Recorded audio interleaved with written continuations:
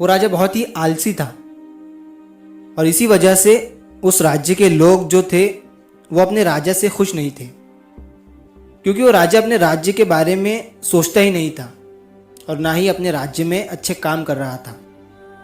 उस राजा के बस 3 ही काम थे, खाना, सोना और आराम करना। धीरे धीरे दरबार के सारे मंत्री भी इस बात से परेशान हो गए थे, राजा की इस आदत की वजह से। और इसी आदत की वजह से राजा का वजन इतना बढ़ गया था कि उससे भी बेड पर से उठा नहीं जा रहा था। अब दुश्मन राज्य के लोग जो थे वो भी राजा का मजाक उड़ाने लगे थे। अब यही सोचते हुए एक दिन राजा को अपनी हालत देखकर शर्म आने लगी। उसने सोचा, ऐसे तो मैं बर्बाद हो जाऊंगा, मुझे अपने आप को फिर से फिट और एक्टिव बनाना पड़ेगा। उसने तुरंत पूरे राज्य में यह ऐलान करा दिया कि जो भी मुझे वापस पहले जैसा फिट और तंदुरुस्त कर देगा उसे मैं बहुत बड़ा इनाम दूंगा। तो अब उस राज्य के सारे वैद्य मिलकर कोशिश करने लगे।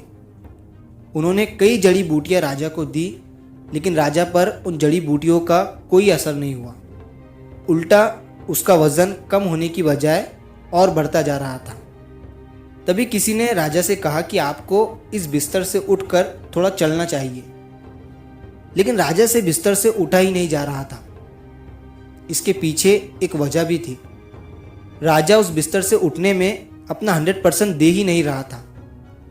वो बस ये सोच रहा था कि किसी तरह कोई जड़ी बूटी खाकर मैं फिर से फिट और तंदुरुस्त हो जाऊं। और इसी तरह वक्त गुजरता जा रहा था, लेकिन राजा पर कोई असर नहीं हो रहा था। तभी एक दिन उस राज्य में एक बूढ़ा संत आता है।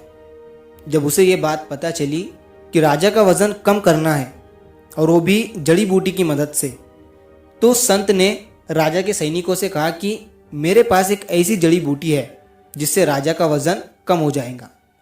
बस उन्हें खुद मेरे पास चलकर आना पड़ेगा, क्योंकि मैं राजाओं के दरबार में नहीं जाता हूँ। और ये जड़ी बूटी तभी काम करेंगी जब मैं अपने हाथों से राजा को खिलाऊंगा।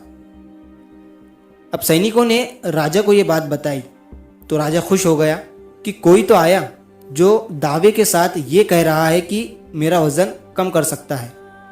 राजा ने कहा, जल्दी उस बूढ़े संत को मेरे पास लेकर आओ। तभी सैनिकों ने कहा कि महाराज, वो संत राजाओं के दरबार में नहीं आते हैं, आपको खुद चलकर उनके पास जाना पड़ेगा। अब ये सुनते ही राजा भड़क गया और कहा कि ये क्या मजाक है, मैं तो उठ भी नहीं सकता हूँ, फिर मैं चलकर उनके पास कैसे जाऊंगा। तभी मंत्री ने किसी तरह से राजा को समझाया और कहा, महाराज, ये आपके लिए आखिरी मौका है, कोशिश तो करिए।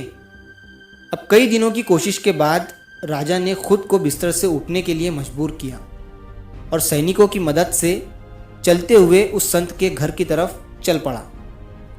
लेकिन उस संत के घर पर पहुंचने के बाद राजा को पता चलता है कि वो संत तो बाहर गया हुआ है और राजा को वो जड़ी बूटी खाने के लिए कल आना पड़ेगा। ये सुनकर राजा को गुस्सा तो बहुत आया, पर वो मजबूर था और अगले दिन फिर से वो चलते हुए संत के घर पर पहुंचा। उस बूढ़े संत ने तुरंत राजा के लिए एक जड़ी बूटी तैयार की, अपने हाथ से उस पर कुछ मंत्र पढ़ते हुए राजा को खिला दिया और राजा से कहा कि आपको अगले 1 महीने तक ऐसे ही मेरे पास आना पड़ेगा। राजा ने मजबूरी में हामी भरी और वहां से चला गया। अब ये सिलसिला पूरे 1 महीने तक चलता रहा और धीरे धीरे राजा ने यह महसूस किया कि उसका वजन अब कम होने लगा है। और उसने उस संत से पूछा कि इस जड़ी बूटी का नाम क्या है और ये कैसे बनती है।